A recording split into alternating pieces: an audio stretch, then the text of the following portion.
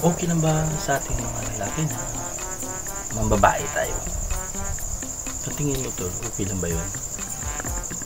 Paano pag nalaman ng misis, tol? Okay lang ba yun? Baka mapatay ako ng misis ko, tol.